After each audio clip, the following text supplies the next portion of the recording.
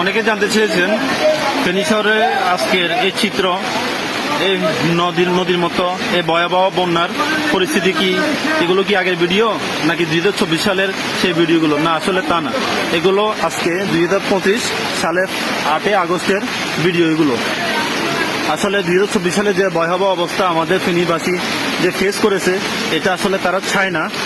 তারা চায় অতি দ্রুত যেন বৃষ্টি আল্লাহর রহমতে বন্ধ হয়ে যায় এবং যেন আবার সবকিছু পুনরায় যেমন জীবনযাপন এবং মানদণ্ড সবকিছু ঠিক থাকে। কিন্তু আমাদের ফেনী জেলায় আমাদের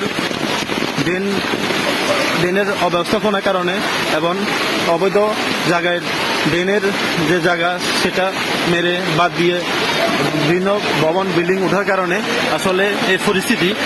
ঠিক তেমনিভাবে যদি আবারও পানি ছেড়ে দেয়, তাহলে এই যে পানি দেখতেছেন এটার থেকে আরো বেশি পরিমাণ 2 থেকে 3 গুণ পানি বেড়ে যাবে এবং শুধু ফেনী শহরে সীমাবদ্ধ থাকবে না, এটা আপনার ফেনীর বিভিন্ন উপজেলা, গ্রাম অঞ্চল এবং ইউনিয়নের সব জায়গায় এই পানি পৌঁছে যাবে এবং 2024 সালের রূপ আমাদেরকে আবার দেখতে হবে।